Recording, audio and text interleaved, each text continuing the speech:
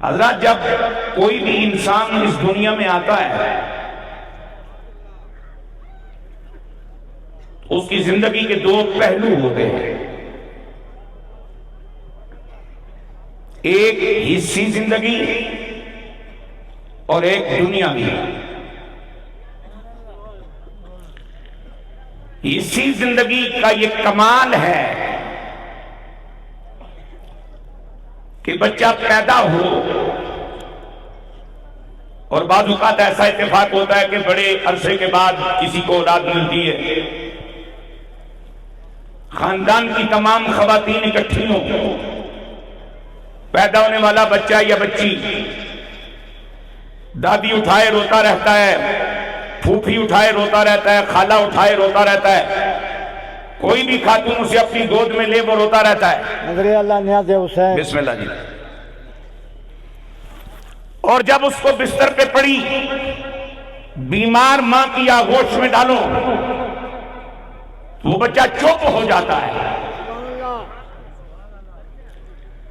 مجھے بظاہر ان پڑھ لیکن باشعور، باخبر صاحبان نور بوڑھیوں نے بتایا کہ اس بچے کو ماں کی خوشبو کی تمیز ہوتی ہے۔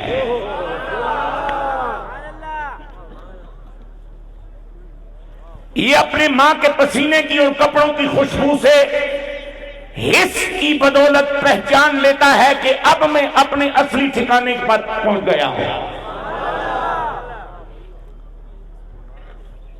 اس سے اگلی بات سنیے، میرے اور آپ کے آقا جناب محمد رسول اللہ صلی اللہ علیہ وسلم کا ارشاد گرامی ہے، جو ہی اللہ مسلمانوں تمہیں اولاد دے اس کو اذان و اقامت سنانے میں تاخیر نہ کیا کرو۔ ہر بندے کا مولوی ہونا ضروری نہیں، لیکن ہر کلمہ پڑھنے والے کا صاحب علم ہونا ضروری ہے۔ اب میں اگر آپ کے محلے کا امام خطیب ہوں، میں 20 دن 15 دن مہینے کے لیے پنجاب چلا جاؤں چھٹیوں پر، آپ کے جو اولاد پیدا ہوتی ہے اس کو اذان کون سنائے گا؟ آپ کے بزرگ فوت ہو جاتے ہیں، ان کا جنازہ کون پڑھائے گا؟ بچہ کوٹھی سنبھال کے بیٹھا ہے، دولت سنبھال کے بیٹھا ہے، بینک بیلنس کا پتہ کرتا ہے، ابا کتنا چھوڑ گیا ہے، جنازہ کیوں نہیں پڑھاتا؟ ضروری ہے نا؟ جس درد سے مرے ہوئے باپ کے لیے بیٹے نے دعا مانگنی ہے، میں وہ درد کہاں سے لاؤں؟ جس ٹوٹے ہوئے دل کے ساتھ جوان بیٹے کی میت پر باپ کھڑا ہو کے جنازہ پڑھائے اور دعا مانگے، میں وہ پیار، وہ محبت، وہ قربت، وہ تعلق کہاں سے لاؤں مرنے والے کے ساتھ؟ اور آپ کو معلوم ہونا چاہیے کہ جتنا ٹوٹے ہوئے دل سے رب کو پکارا جائے اتنا میرا رب زیادہ کرم فرماتا ہے۔ پاک نبی صلی اللہ علیہ وسلم کے غلاموں، ذرا مچل کے کہو سبحان اللہ۔ میرے لجپال نبی نے فرمایا اسے آذان سناؤ، جب تک اس کے کانوں میں آذان کی آواز نہیں پڑتی یہ بچہ پریشان رہتا ہے۔ سبحان اللہ سبحان اللہ۔ اس پریشانی میں یہ وقت گزارتا ہے کہ اللہ جانے میرے ماں باپ یہودی ہیں، عیسائی ہیں، ہندو ہیں، قادیانی ہیں، پتہ نہیں کون سے ہیں، جب اس کے کان میں آذان کی آواز آتی ہے، اگر چیونٹیاں چلنے والی اللہ کی پاکی بیان کریں، جانتی ہے تو پاکی بیان کرتی ہے نا، اڑنے والے پرندے رب کی تسبیح بیان کریں، جانتے ہیں تو تسبیح بیان کرتے ہیں نا، تو آپ اپنے گھر میں پیدا ہونے والے بچے کو چیونٹی جتنا سمجھدار تو جان لو۔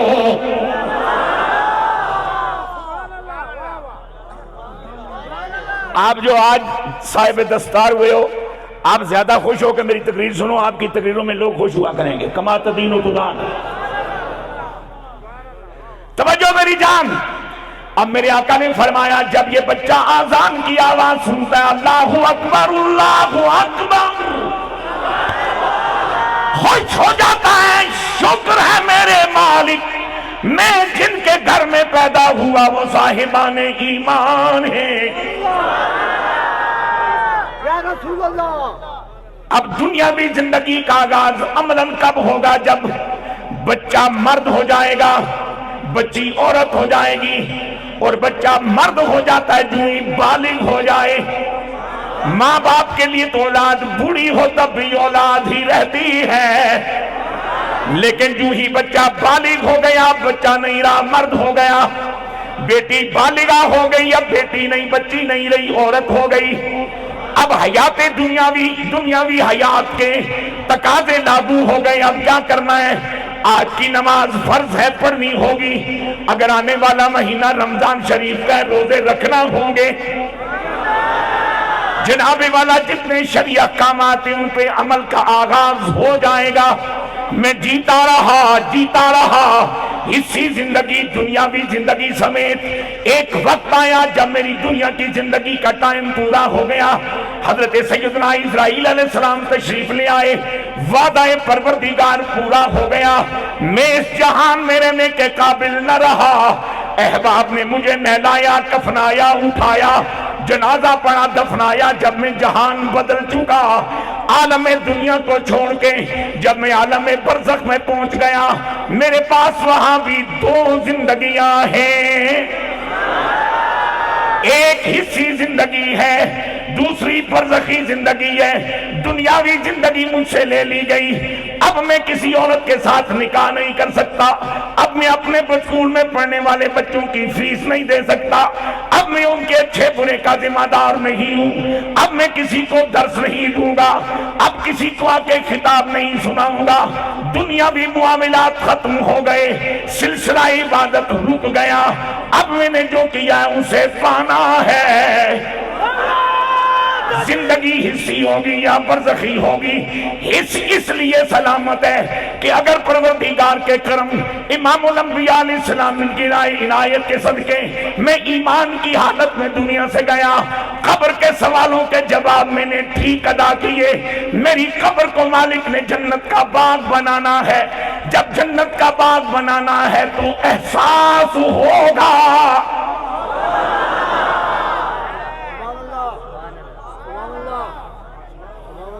دیکھیے اللہ نہ کرے لیکن اگر ایسا ہو جائے تو ملکیت اسی کے، وہ قادر ہے جو چاہے کرے۔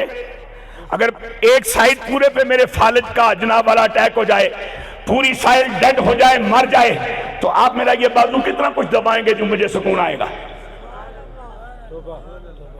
جب جان ہی نہیں، اس میں حص ہی نہیں، تو پھر دبائیں گے تو سکون کیا آئے گا؟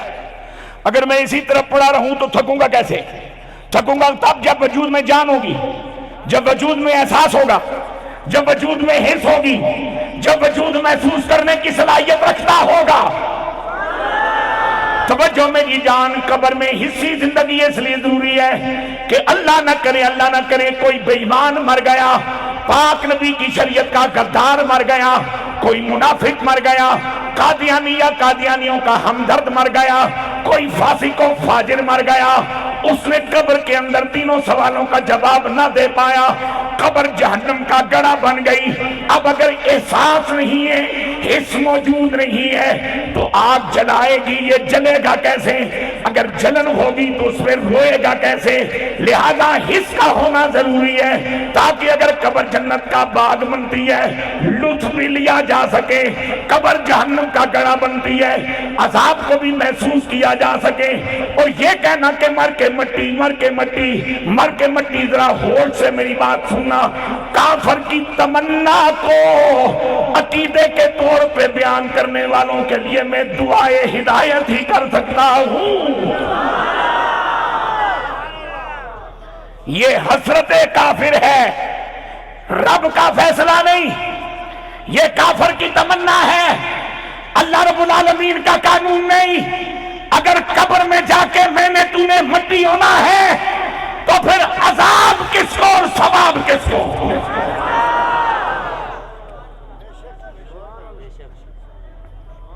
اور یہ تمنا کافر ہے۔ چلیے میں اللہ کا قرآن پڑھ لیتا ہوں تھوڑا ہمت کر کے۔ میرا مالک فرماتا ہے اِنَّا أَنذَرْنَاكُمْ عَذَابًا قَرِيبًا یوم ینظر المرء ما قدمت یداہ ویقول الکافر یا لیتنی کنت ترابا۔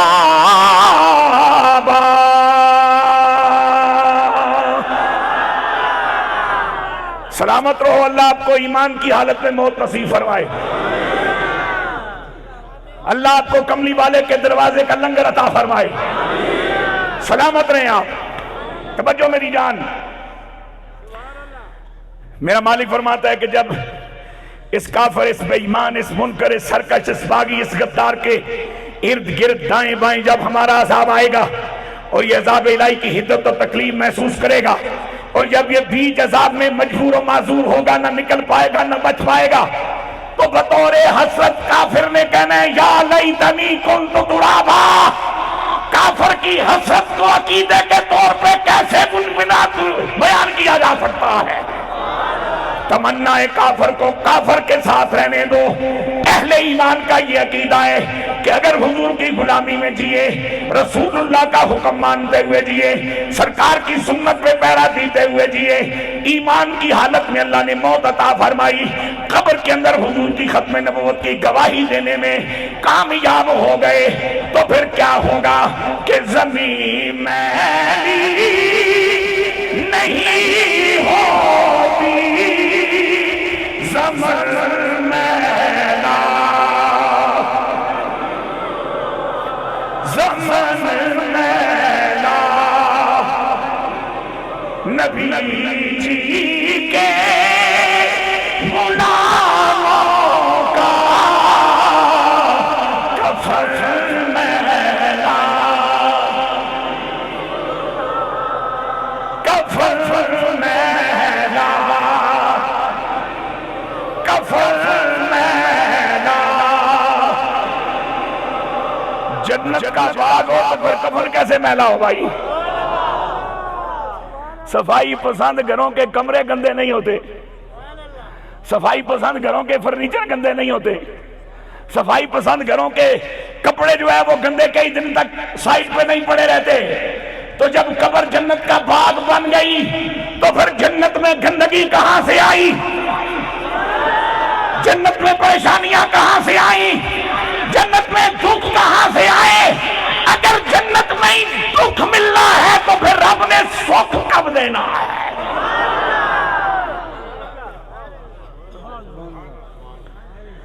لہذا پھر کہہ لو نبی جی کے غلاموں کا کفن میلا۔ حصی زندگی اور برزخی میرے پاس، متقی کے پاس، ولی کے پاس، غوث کے پاس، کتب کے پاس، ابدال کے پاس، مجتہد کے پاس، مجدد کے پاس، تابعی کے پاس، تبع تابعی کے پاس، صحابی کے پاس، رسول اللہ کی اہل بیت کے ہر فرد کے پاس۔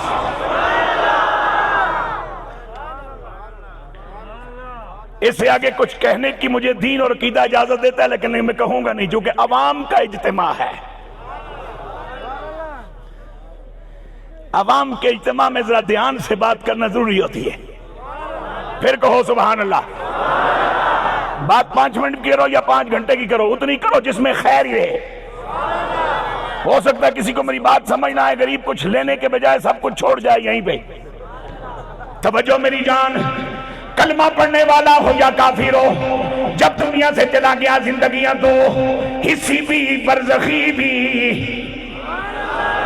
اب توجہ چاہوں گا میرے حضور کے غلاموں، جب میرے اور آپ کے آقا مولا ملجا ماوا امام الانبیاء سرور ہر دو سرا رحمت للعالمین شفیع المذنبین خاتم النبیین، جب اس کائنات میں آپ کی ولادت ہوئی، سیدہ طیبہ طاہرہ مومنہ موخدہ راضیہ مرضیہ جناب آمنہ پاک کے سینے پاک میں میرے حضور کو وصال تک 2 زندگیاں عطا ہوئی، حصی بھی دنیاوی بھی۔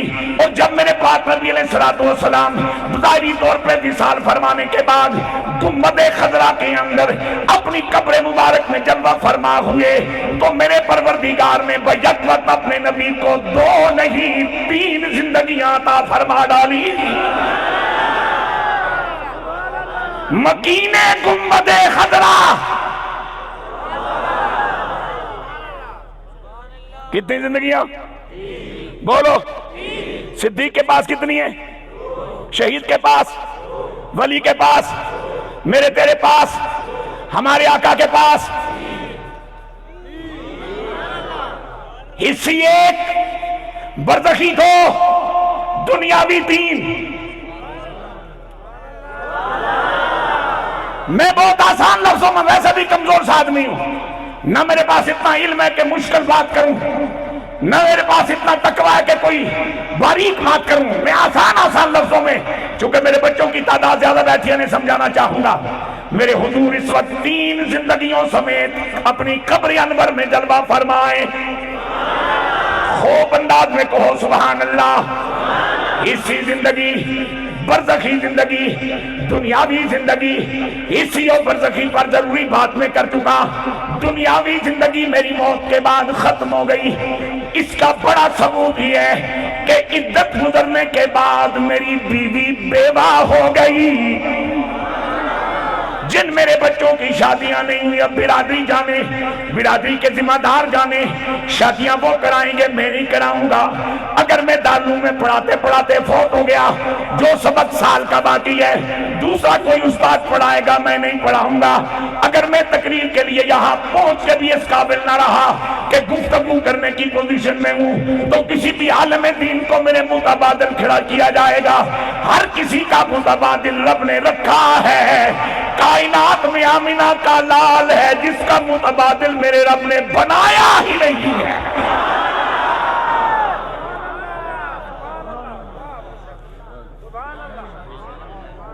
اب یہاں مجھے ایک بات کہنی ہے.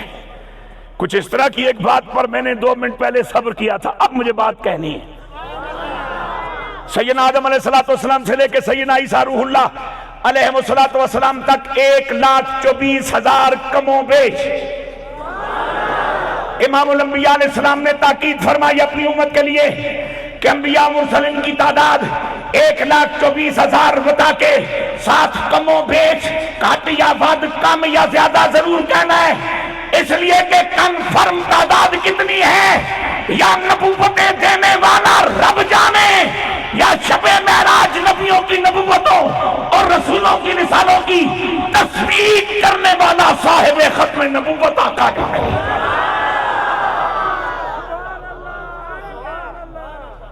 تم نے کم و بیش لازمی کہنا ہے. اب 1,24,000 کم بیش انبیاء مرسلین علیہ السلام کا طویل سلسلہ. وجہ کیا ہے؟ وجوہات میں سے ایک وجہ یہ بھی ہے، جب ایک پیغمبر کی دنیاوی زندگی مکمل ہوئی، وہ تشریف لے گئے، پیچھے انسان موجود ہیں جنہیں رب تک پہنچنے کے لیے امت بننا ہے، اللہ کو پانے کے لیے کسی نبی کے دامن کے ساتھ وابستہ ہونا ہے. تو رب نے ہر نبی کے بعد نبی بھیجا یا نہیں؟ ہر رسول کے بعد رسول بھیجا یا نہیں؟ ہر پیغمبر کے بعد پیغمبر آئے یا نہیں؟ آمینہ کے لال اس دنیا سے تشریف فرما ہو جانے کے باوجود یا رسول اللہ آپ کون نے فرمایا صاحب ختم نبوت ہوں. میرے رب نے فرمایا ما کان محمد ابا احد من رجالکم ولکن رسول اللہ وخاتم النبیین.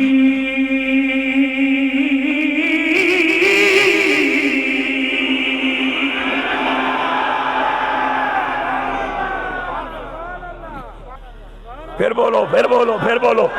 آج اتنی تسبیح پڑھو کہ عادت ہو جائے سبحان اللہ کہنے کی.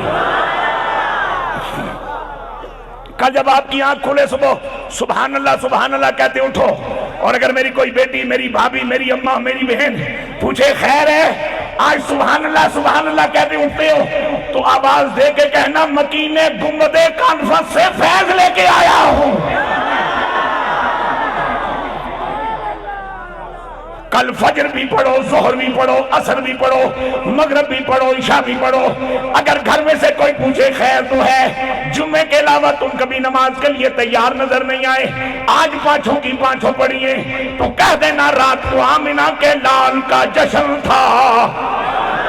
سادات بیٹھے تھے، مشائخ بیٹھے تھے، علماء حق بیٹھے تھے، اہل ایمان بیٹھے تھے، درجنوں اللہ کے مقبول موجود تھے۔ کملی والے کی بزم کا لنگر لے کے آیا ہوں۔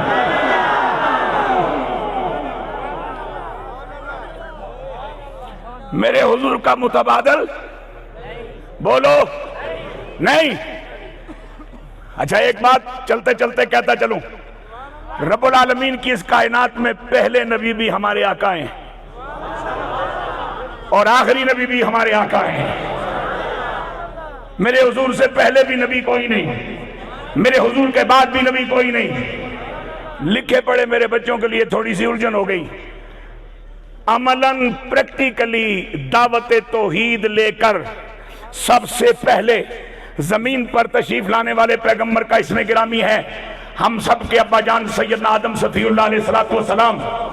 لیکن اگر آپ غور فرمائیں کہ جناب آدم علیہ السلام نے اپنی قوم کو اپنا کلمہ پڑھوایا اور خود کس کا کلمہ پڑھا؟ آدم علیہ السلام نے اپنی امت کو اپنا کلمہ پڑھایا، لا الہ الا اللہ وآدم صفی اللہ۔ خود کس کا کلمہ پڑھا؟ امام الانبیاء علیہ السلام کا۔ اب جس نبی کا کوئی کلمہ پڑھے وہ اس کی امت کا فرد ہوتا ہے۔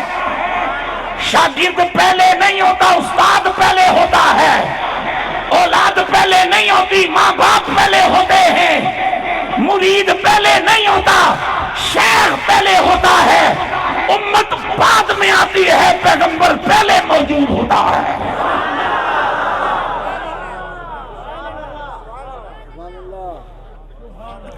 تو جو زمین پہ تشریف لانے والے پہلے پیغمبر جناب آدم صفی اللہ علیہ السلام، عملاً اللہ نے دعوت کا کام انہی سے شروع کروایا، توحید کی دعوت کا۔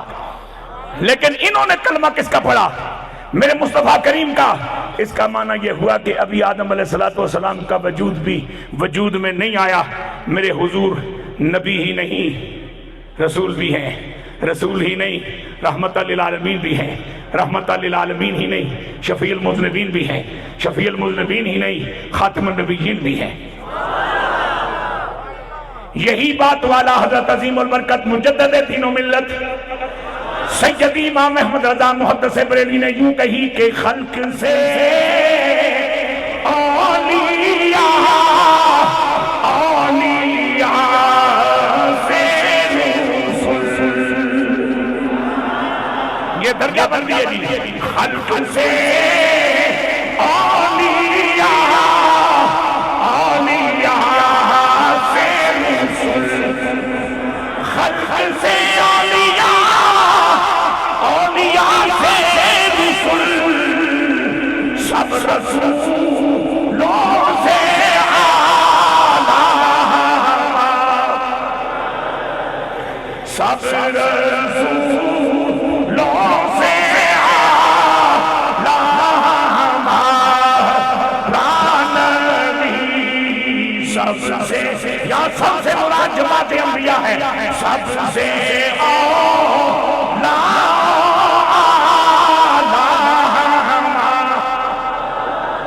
سب سے بالا،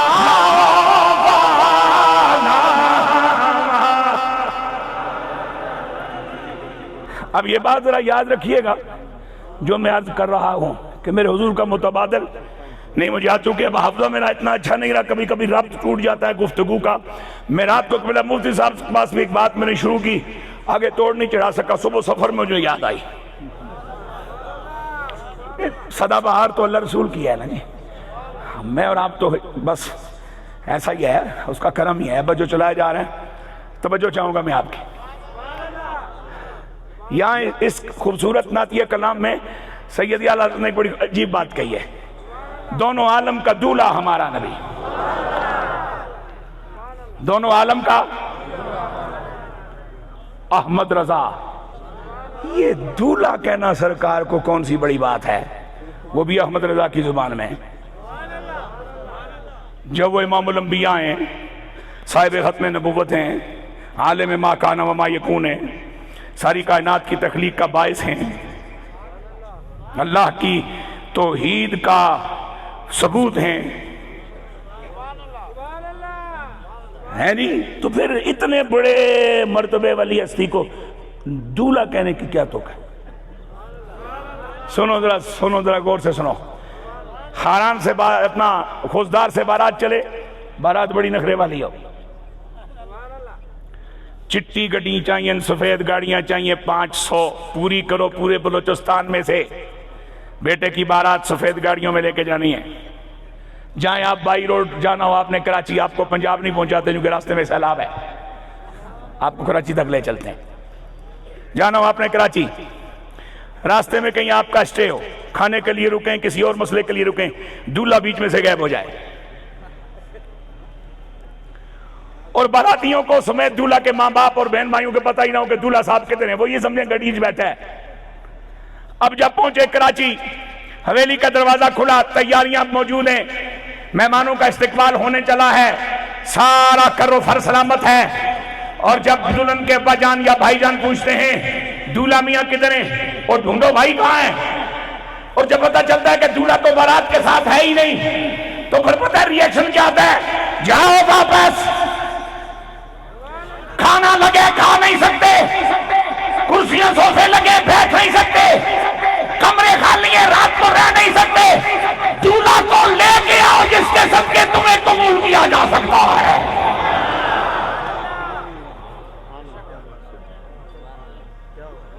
دولہا کو لے کے آؤ جس کے ذریعے تمہاری عزت کی جا سکتی ہے، تمہیں کھانا کھلایا جا سکتا ہے، تمہیں رات کو ٹھہرایا جا سکتا ہے، تمہیں صوفوں پہ بٹھایا جا سکتا ہے، تمہیں پنکھے جھلے جا سکتے ہیں، تمہارے لیے ٹھنڈے چلز کا انتظام کیا جا سکتا ہے. دولہے کو لے کے آؤ.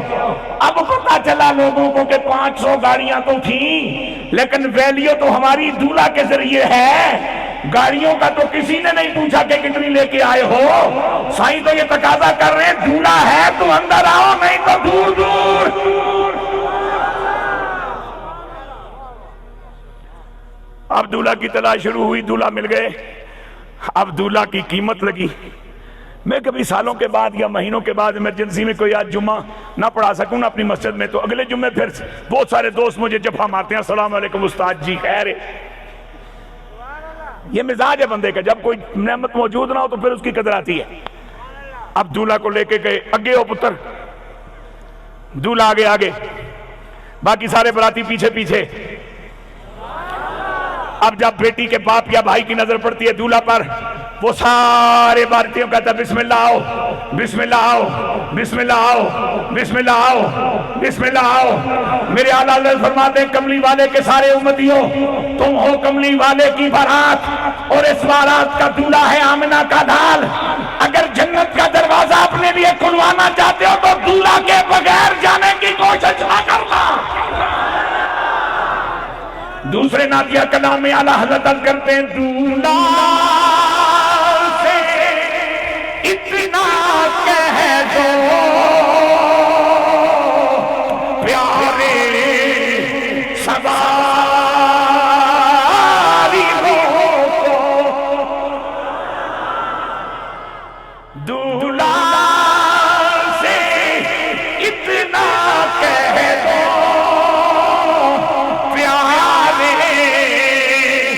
سواری کو، مشکل میں ہے براتی سوڑیا، مشکل میں ہے براتی پرخار وادیے.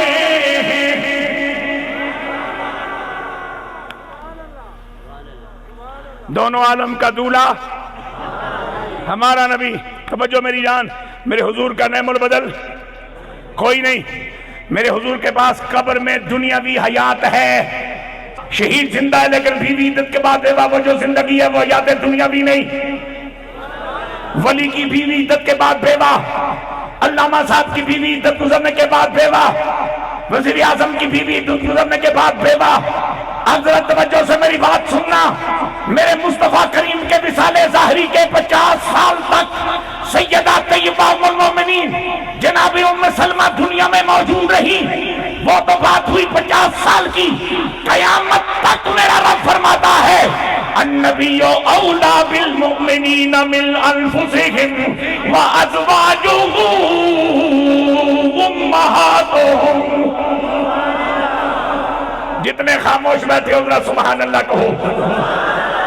آپ بیدار بھی ہو جائیں گے، برکت بھی نازل ہوگی، میرا ذوق بھی بڑھ جائے گا. النبی نبیوں کا نبی، النبی نبیوں کا نبی، شان والا نبی، خاص نبی. کتنا خاص نبی؟ وہ نبیوں میں نبی ایسے، وہ نبیوں میں نبی ایسے کہ ختم الانبیاء پہلے حسینوں میں حسین ایسے، حسینوں میں حسین ایسے کہ محبوب خدا ٹھہرے. اب میرا مالک جل جلالہ کیا ارشاد فرما رہا ہے؟ زندگی اور موت کا خالق بھی مالک بھی، زندگی اور موت کا خالق بھی اور مالک بھی. فرماتا ہے امام الانبیاء سرور کائنات جناب محمد رسول اللہ، جتنے ایمان والے ہیں ان تمام ایمان والوں کی جان سے زیادہ ان کے قریب ہیں. میں زندہ ہوں یا مر گیا ہوں؟ بولو بولو بولو. جس قوت کی بدولت میں زندہ ہوں اس کا کیا نام ہے؟ روح. کیا نام ہے؟ روح. روح مخلوق ہے یا خالق؟ مخلوق. روح کے صدقے دیکھ رہا ہوں، حرکت کر رہا ہوں، بول رہا ہوں، سنا رہا ہوں، آپ سن رہے ہیں. اس روح سے پوچھو تم کس کے صدقے فنکشنل ہو؟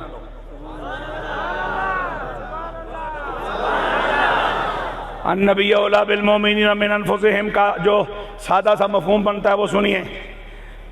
الحمدللہ گناہگار صحیح لیکن ہوں مومن. میں مومن، میرے اندر میری جان، اور میرا فرمایا تیری جان جو تیرے اندر ہے، باہر نہیں، سائیڈوں پہ نہیں، قریب نہیں، چمٹی ہوئی نہیں، وچ. جو جان تیرے اندر ہے وہ تیرے نبی کے مقابلے میں تجھ سے دور ہے. تیرا نبی تجھ سے اس جان کے مقابلے میں زیادہ قریب ہے. وجہ کیا ہے؟ میں حرکت کر رہا ہوں جان کے سبب، اور جان حرکت کرا رہی ہے کملی والے کے سبب. پھر کہو سبحان اللہ. آپ کو درخت کا تنا قریب لگتا ہے، درخت کی ٹہنیاں قریب لگتی ہیں، درخت کے پھل قریب لگتے ہیں. درخت سے پوچھو تمہارے قریب کون ہے، وہ کہے گا میرے قریب ہے بیج. میرے قریب کون ہے؟ بیج. جس کے صدقے میرا وجود ہے، جس کے صدقے میں وجود میں آیا ہوں، جس کے صدقے مجھے بہار ملی ہے، میں حرکت کر رہا ہوں جان کے سبب. جان چل رہی ہے جان کائنات کے سبب. اب میرے آقا علیہ الصلوۃ والسلام میری جان سے زیادہ میرے قریب ہیں، تھے نہیں ہیں. اب جب مجھے اپنے حضور سے بات کرنی ہو تو کیا کہوں گا؟ یا رسول اللہ فریاد ہے، یہی کہوں گا نا. یا حبیب اللہ درخواست ہے، یا نبی اللہ گزارش ہے. اور ہمیں سمجھدار لوگ یہ دعوت دینے کی کوشش کرتے ہیں یہ یا حرف ندا ہے، یہاں بیٹھ کے یا کہنے کی کوئی تک نہیں. منادا کا سامنے ہونا بھی ضروری ہے اور قریب ہونا بھی ضروری ہے جس کو ندا دی جائے. اچھا چلیے جی بات ملتے ہیں آپ کی بات. منادا قریب بھی ہو، منادا سامنے بھی ہو جس کو ندا دی جا رہی ہے، مان لیتے ہیں. اس بات کا انکار تو آپ نہیں کر سکتے کہ 11 برس تک میرے آقا علیہ الصلوۃ والسلام ہجرت کے بعد مدینہ شریف میں حیات ظاہری کے ساتھ قیام فرما رہے، اور جب حضور مدینہ سے باہر نہ ہوں میرے آقا علیہ الصلوۃ والسلام کا روزانہ کی بنیاد پر یہ معمول رہا کہ امام الانبیاء علیہ الصلوۃ والسلام عصر اور مغرب کے درمیان جنت البقیع میں تشریف لاتے، اور یہاں اہل ایمان جو اپنی اپنی قبروں میں ہیں، عالم برزخ میں ہیں، انہیں یوں مخاطب فرماتے السلام علیکم یا اہل الدیار المومنین والمسلمین.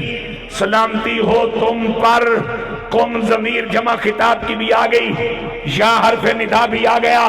میرے حضور نے اپنے ماننے والے تمام اہل ایمان اور اہل اسلام کو تاکید فرمائی، جب قبرستان کے قریب سے گزرو شہر خاموشہ سمجھ کے نکل نہ جانا، لاپرواہی نہ برتنا، دعا مانگو تو سبحان اللہ تمہارے لیے سونے پہ سہاگا ہے، ورنہ اتنا ضرور کہنا السلام علیکم یا اہل القبور۔ اب آپ مجھے اتنا بتا دیجئے، جس قبر یا جن قبروں کے قریب آپ کھڑے ہیں یہ آپ کے قریب ہیں یا دور؟ آپ ہیں عالم دنیا میں، یہ ہیں عالم برزخ میں، ایک جہان کا فاصلہ ہے۔ یہ آپ دیکھ رہے ہیں ان کو یا نہیں دیکھ سکتے؟ نہیں دیکھ سکتے، آپ کی نظروں سے یہ اوجھل ہیں، یہ آپ کے لیے غیب ہیں، اس لیے کہ برزخ عالم دنیا کے باسی کے لیے غیب ہے۔ جو قبر والا تجھ سے غیب ہے اسے یا اہل القبور کہہ کر تو سلامتی بھیج، یہ آمنہ کے لال کا امر ہے۔ جنت البقیع کے قبرستان میں جو اہل ایمان موجود ہیں، امام الانبیاء نے انہیں سلامتی بھیجی، ان پر رحمتیں بھیجی، انہیں فرمایا یا اہل دیار المومنین والمسلمین۔ تو اب آپ کا فلسفہ کدھر گیا کہ منادہ قریب بھی ہونا چاہیے، منادہ نظر بھی آنا چاہیے؟ منادہ صاحب تو نظر بھی نہیں آ رہے، منادہ صاحب تو قریب بھی نہیں ہے، آپ عالم دنیا میں کھڑے ہیں، قبر والا عالم برزخ میں موجود ہے، ایک جہان کا بیچ میں فاصلہ ہے۔ آپ کو نشان قبر نظر آ رہا ہے نا بھائی جان، نشان قبر اور ہے، قبر والا تو عالم برزخ میں ہے۔ تو اگر جہان کی دوری تیرے میرے لیے ختم ہو جائے پھر کہو سبحان اللہ، اور میں اور تو اس قابل ٹھہریں کہ ہم کہنے والے کا سلام سنیں، اس کی تاثیر کو محسوس کریں اور پھر جواب بھی دیں۔ چونکہ امام جلال الدین سیوطی علیہ رحمت نے اس عنوان کی حدیث تحریر فرمائی ہیں اپنی تحریروں میں کہ جب کوئی مومن قبرستان سے گزرتا ہے، وہ اہل ایمان کے لیے جب فاتحہ خوانی کرتا ہے اور ان کو اشارے ثواب کرتا ہے، تو جب ان تک ثواب پہنچتا ہے تو وہ قبرستان والے اہل ایمان مرد عورتیں اللہ کی بارگاہ میں عرض کرتے ہیں مالک یہ جو تیرا بندہ جس کے ساتھ ہمارا کوئی دنیاوی رابطہ تعلق واقفیت نہیں تھی، یہ صرف تیری رضا کے لیے ہمارا بھلا کر کے گیا ہے، ہم تیری بارگاہ میں عرض کرتے ہیں تو اس کے گناہوں کو معاف فرما دے اور اس کا بھلا فرما دے۔ تو یہاں میں قبر میں ہوں، میں ہوں عالم برزخ میں، بیٹا آ کے مجھے سلام کرے میں سن بھی لوں، جہانوں کی دوریاں دو مومنوں کے درمیان ختم ہو جائیں تو جو ہے ہی جہانوں کی رحمت، جس کے اختیار میں سارے جہان، جس کے محتاج ہیں سارے جہان، جس کے کنٹرول میں ہے سارے جہان، جو نگہبان ہے ساری کائنات کا، جو دیکھ رہا ہے ساری خدائی کو، جو نواز رہا ہے پروردگار کی ساری کائنات کو، پھر اس آمنہ کے لال کے لیے دور کیا قریب کیا؟ نبی پاک ایمان والوں کی جانوں سے زیادہ ان کے قریب ازواجہ امہاتہم، ازواج اس میں جمع ہے میری جان، اور اس کی واحد زوجہ، زوجہ بیوہ کو نہیں کہتے بیوی کو کہتے ہیں، اور بیوی وہ ہوتی ہے جس سے نکاح کا تعلق قائم رہے، اور نکاح کرنا اور نکاح کا تعلق باقی رہنا یہ دنیاوی حیات کا تقاضا ہے، برزخی حیات کا تقاضا نہیں۔ برزخ میں تو شہید بھی زندہ ہے لیکن بیوی بیوہ ہو چکی، ولی بھی زندہ ہے بیوی بیوہ ہو چکی، میں بھی زندہ رہوں گا بیوی بیوہ ہو جائے گی، لیکن میرے پاک نبی علیہ السلام کی جو ازواج پاک ہیں، جو سب اہل ایمان کی مائیں ہیں، اللہ گواہی دے رہا ہے وہ اس وقت بھی حضور ہی کی بیویاں ہیں۔ اللہ اکبر، یا رسول اللہ، حق چار یار۔ سیدنا جنید بغدادی علیہ رحمت کی بارگاہ میں ایک شخص آیا، وہ مرید بھی بھلے وقتوں کے تھے، تو اس نے محسوس کیا کہ میرے شیخ کہیں سفر کے لیے تیاری فرما رہے ہیں۔ آیا تھا بھائی چند گھڑیاں بیٹھوں گا، صحبت حاصل ہوگی، کچھ گفتگو ہوگی، زیارت کروں گا اپنے شیخ کی، لیکن جب دیکھا کہ شیخ سفر کے لیے تیاری میں مصروف ہیں تو مناسب نہیں جانا کہ آپ کا وقت ضائع کیا جائے، کھڑا ہو گیا۔ جب آپ زیادہ راہ لے کر کے آستان پاک سے نکلے، چند قدم ساتھ چلا، اجازت چاہنے سے پہلے عرض کرتا ہے حضور لمبی ملاقات نہ سکی، زیادہ صحبت کا جو ہے وہ اس وقت سعادت نہیں پا سکا، چلتے چلتے دو جملے ایک رب کی تعریف میں اور اللہ کے محبوب کی تعریف میں ارشاد ہوں تاکہ کچھ تو لے کے جاؤں۔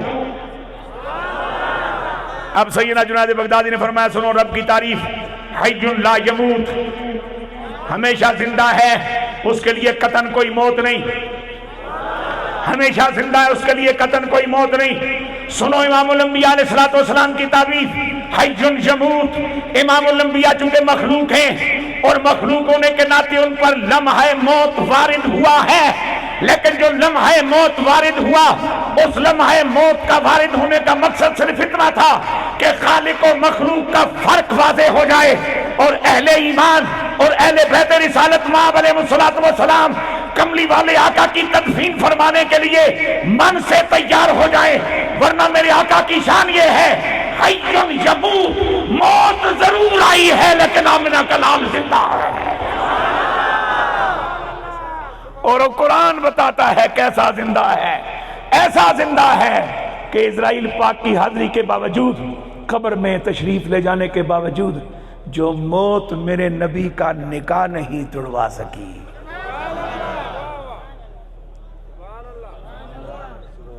اسرائیل پاک حضور کی امتی ہیں یا نہیں؟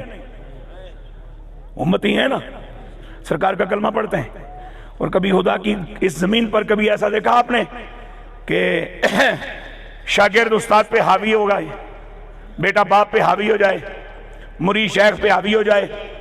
اگر ایسا نہیں ہوتا تو پھر امتی اپنے نبی پہ حاوی کیسے ہوگا؟ اور یہی جنید بغدادی پاک ہیں جن سے پوچھا گیا کہ حضور زندہ ہیں تو اس کی حکمت کیا ہے؟ فرمایا اللہ زندہ ہے اور زندہ رکھتا ہے، مارتا ہے لیکن مرتا نہیں۔ بات توجہ سے سننا کیونکہ آخری گھڑیاں ہیں، چلتے چلتے بڑا سنجیدہ مسافر بھی سو جاتا ہے۔ میں نے کہا نا آخری لقمہ ہے، ذرا توجہ کے ساتھ۔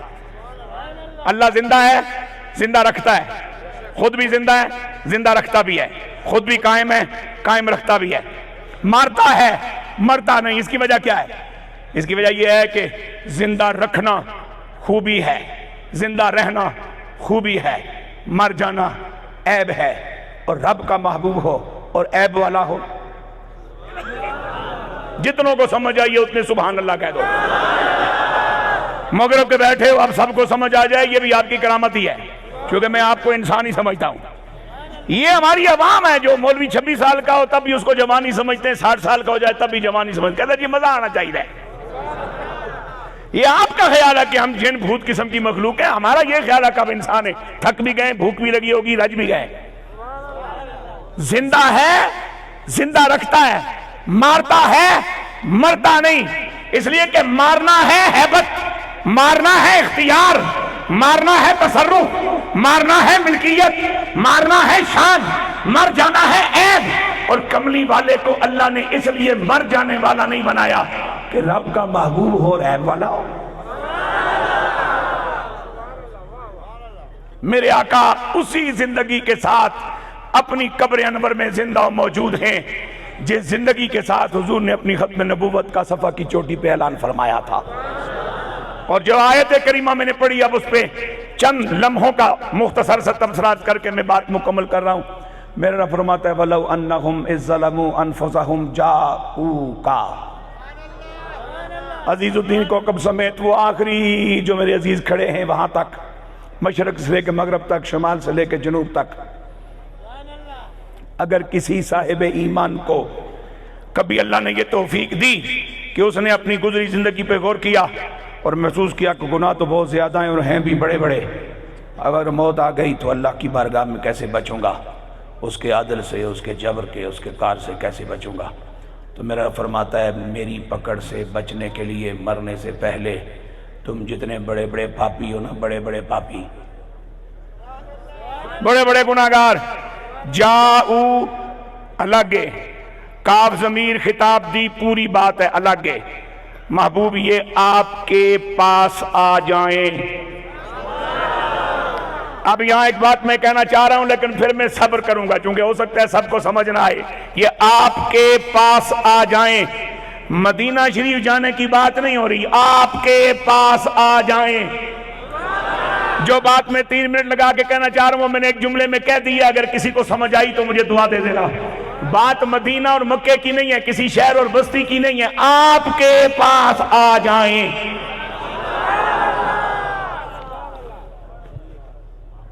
خوزدار قبلہ شاہ جی کی محنتوں، اخلاص، محبتوں، ان کے مخلص کارکنوں کی سعادت مندیوں کے نتیجے میں عظیم الشان مکین گنبد خضرا کانفرنس میں بیٹھے ہوئے اہل ایمان میں سے جس ایمان والے کو یہ احساس ہوا مجھ سمیت کہ گناہ بہت زیادہ ہیں، اب اگر موت آ جائے اللہ کی بارگاہ میں جانا ہے، بچوں گا کیسے؟ میرا رب فرماتا ہے جاؤ کا محبوب کے پاس چلے جاؤ۔ اچھا، جس کے پاس رب بھیج رہا ہے وہ زندہ ہے یا نہیں؟ اچھا، رب جو بھیج رہا ہے تو پھر وہ کچھ کر بھی سکتا ہے یا نہیں؟ بڑے عرصے کی بات ہے، مجھے میرا مالک مدینہ طیبہ لے گیا تو میں نے دیکھا کہ حرم مکہ 24 گھنٹے کھلا رہتا ہے، لیکن حرم نبوی شریف کو عشاء کے کچھ دیر کے بعد بند کر دیا جاتا ہے۔ تہجد کی اذان ہوتی ہے لیکن مسجد نہیں کھلتی، مسجد نماز فجر کے لیے کھلتی ہے، یہ بڑے سالوں کی بات ہے۔ میں عصر کے بعد جنت البقیع کی طرف نکلا اور جنت البقیع کے مین دروازے پر ایک شخص پہ میری نظر پڑی، آنکھیں چار ہوئیں۔ اس اللہ کے بندے نے مجھے دیکھا، میں نے اسے دیکھا، وہ مجھے اپنا لگا، اس نے کچھ مجھے اپنا سمجھا۔ میں ذرا قریب ہوا، سلام کیا، میں نے اس میں گرامی پوچھا تو کہنے لگے عبدالرب میرا نام ہے، یمن کا میں رہنے والا ہوں اور یہاں سرکاری ڈیوٹی پہ ہوں، 35 سال مجھے ہو گئے مدینہ طیبہ میں۔ بات سننے والی ہے دوستو۔ میں نے اسے کہا، میں نے کہا ایک سوال پوچھنا ہے۔ جب میں نے یہ بات کہی نا کہ سوال پوچھنا ہے تو جو میں کہنے لگا پاکستانی ہو؟ میں نے کہا ہاں۔ بریلوی ہو؟ میں نے کہا ہاں۔ اب میں نے پوچھا، میں نے کہا آپ نے یہ دو چیزیں کیوں پوچھی؟ فرمان لگے، مسکرا کے کہنے لگے یہاں بولتا آ کے پاکستانی اور پاکستانی وہ بولتا ہے جو بریلوی ہو، یہ باقی تو چپ آتے ہیں اور چپ چلے جاتے ہیں۔ میں نے کہا یہ پاکستانی بھی ہوں بریلوی بھی ہوں، احمد رضا سے پیار کرتا ہوں۔ اچھا اب بولو کیا کہنا چاہتے ہو؟ میں نے کہا مجھے یہ بتائیے کہ حرم مکہ جو ہے وہ 24 گھنٹے کھلا ہے، یہ حرم مدینہ مسجد نبوی شریف آپ عشاء کے کچھ دیر کے بعد اس کو بند کر دیتے ہیں، پھر فجر پہ کھلتی ہے، ایسا کیوں؟ تو مجھے کہنے لگا تم نے قرآن نہیں پڑھا؟ میں نے کہا جی میں کون دعویٰ کرنے والا ہوں، میں نے قرآن پڑھا ہے۔ اور ویسے مجھے درد دل کے ساتھ اتنا بڑا علماء کا اجتماع میں نے کئی سالوں کے بعد دیکھا ہے، اور اس کرسی پہ تو میں معذوری کی وجہ سے بیٹھا ہوں، اگر وہ کوئی کرسی میسر نہ آتی تو میں یہاں بیٹھ جاتا، چونکہ اتنے سارے متبرک ہستیوں کو ٹوٹل پیٹھ دکھا کے آپ سے داد لینے کا حوصلہ مجھ میں ہے ہی نہیں پیدائشی طور پہ، کہ یہ حضرات میری پشت دیکھتے رہیں اور میں آپ سے نعرے لگواتا رہوں۔ تو اب اس کرسی پہ بیٹھنے کا یہ مقصد ہے، کبھی ادھر زیارت کر لیتا ہوں، کبھی ادھر کی زیارت کر لیتا ہوں۔ تو مجھے وہ کہنے لگے قرآن نہیں پڑھا؟ میں نے کہا حضور یہ دعویٰ تو بڑے بڑوں نے نہیں کیا، میں کون ہوتا ہوں؟ آپ ارشاد فرمائیے۔ فرمان لگے اب یہی آیت انہوں نے پڑھی جو میں آپ کی خدمت میں پیش کر رہا ہوں۔ فرمایا یہ سامنے جو گنبد خضرا ہے نا، اس میں امت کا وکیل بیٹھا ہے۔ کون بیٹھا ہے؟ امت کا وکیل بیٹھا ہے، اور یہ صبح سے لے کے رات تک جو استغاثے، جو فریادیں، جو آہیں، جو زاریاں، جو آنسو گناہگاروں کے، جو ہاکے، جو ہو کے بارگاہ سرور کونین میں پہنچتے ہیں، تو بارگاہ سرور کونین کے ادب کا تقاضا ہے کہ حضور کو کچھ تھوڑا بہت خلوت کا وقت دیا جائے کہ امت کا وکیل اپنی امت کے گناہگاروں کا مقدمہ سپریم کورٹ میں پیش کرے۔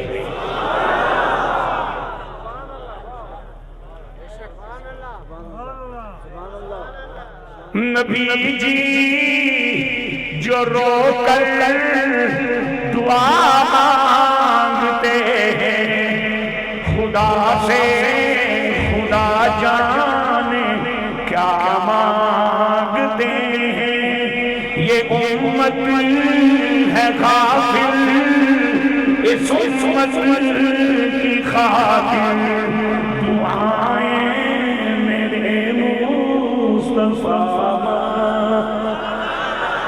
یہ امت ہے غافل اس امت کی خاطر، دعائیں میرے مصطفیٰ۔ جاؤ کملی والے کی بارگاہ میں، حضور کے پاس جاؤ۔ یار میں ضبط کرنا چاہ رہا ہوں لیکن مجھے کہنے کو طبیعت مجبور کر رہی ہے، جس کے پاس وسائل ہیں چل کے جاؤ، اور جس کے پاس وسائل نہیں ایمان کی قوت پر اپنے نبی کو صدا لگاؤ۔ اس لیے کہ اگر ہو جز جائے کامل تو اکثر ہم نے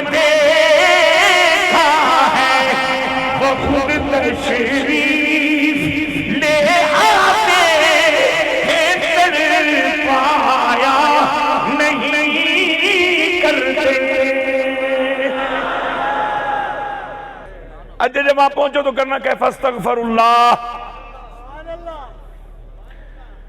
مجھے درس نظامی کا سبق پڑھے پھر پاس فیل ہوئے، کافی عرصہ ہو گیا. جب بندہ پریکٹس لیس ہو جائے تو بہت ساری چیزیں بھول جاتی ہیں، لیکن اتنے سارے علماء کی موجودگی میں ذرا تھوڑا تسلی سے یہ بات کہنا چاہ رہا ہوں.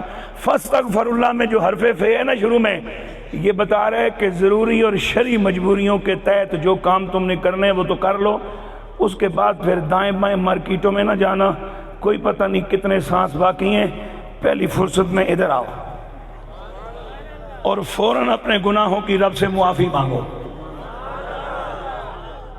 یہ جو مسجد ہے حضرت شاہ جی کی، یہ اللہ کا گھر نہیں؟ بولو اور یہاں جا کے کیوں استغفر اللہ نہیں کرنی ہے، لیکن یہاں پتہ نہیں بات بنے نہ بنے، پتہ نہیں بنے نہ بنے. وہاں بنے گی اس لیے کہ اس نے خود بتایا ہمیں اپنے گناہوں کی معافی مانگو. اب جب امام الانبیاء کی بارگاہ میں اپنے گناہوں کی معافی مانگو گے تو کیا بخش دوں گا؟ فرمایا نہیں، واستغفر لهم الرسول لوجدوا اللہ. شیخ محی الدین ابن عربی شیخ اکبر فرماتے ہیں میں جب یہ آیت پڑھتا ہوں تو لوجدوا اللہ پہ وقف کرتا ہوں، اس لیے کہ میرا رب فرماتا ہے کہ جب میرا نبی تمہاری سفارش کرے گا تو تم مجھے پالو گے. گل تے پوری ہو گئی ہے. اس کا مقصد ہے کہ حضور جس کی سفارش کریں وہ اللہ کو پا لیتا ہے، اللہ اس کا ہو جاتا ہے. واستغفر لهم الرسول. اب امام الانبیاء اپنی بارگاہ میں کھڑے شخص کی سفارش فرمائیں رب کی بارگاہ میں، پھر اللہ کو تواب الرحیم پائے گا یہ شخص. اور سفارش حضور نے کس بنیاد پہ کرنی ہے؟ یہ دیکھ کر کے کہ آنے والا مومن ہے یا منافق.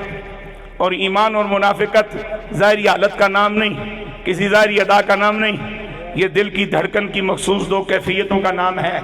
میرے پاک نبی کی نظر کا کمال دیکھ، حضور جلوہ فرمائے عالم برزخ میں، کھڑے میں کھڑا ہونے والا کھڑا عالم دنیا میں. حضور نے عالم برزخ کے پردے کو پاک چاک کیا، عالم دنیا کی طرف متوجہ ہوئے، پھر کھڑے ہونے والے کو دیکھا. ظاہری طور پر کتنے پردے ہیں؟ اگر موسم بہت سخت گرم بھی ہے تو ایک قمیض اور ایک بنیان تو پہنی ہوگی، پھر نیچے چمڑا بھی ہے، چمڑے کے اندر سینہ ہے، سینے کے اندر دل ہے، دل کے اندر دھڑکن ہے، دھڑکن میں کیفیت ہے کہ کیفیت مومنانہ ہے یا منافقانہ ہے. اور جب اس حقیقت سے میرے آقا علیہ السلام آگاہ ہوتے ہیں تو اگر کیفیت مومنانہ ہو تو سرکار نے سفارش فرمانی ہے، کیفیت منافقانہ ہو تو میرے نبی کے لب مبارک حرکت میں نہیں آئیں گے. ادھر طبیعت دیکھ لی، دھڑکن قلب کو چیک کر لیا، دھڑکن مومنانہ ہے، لبان مقدس حرکت میں آئے. رب نے فرمایا سنیا میں یہی کہی ہوں، بول کس کس کو بخشوانا چاہ رہا ہے.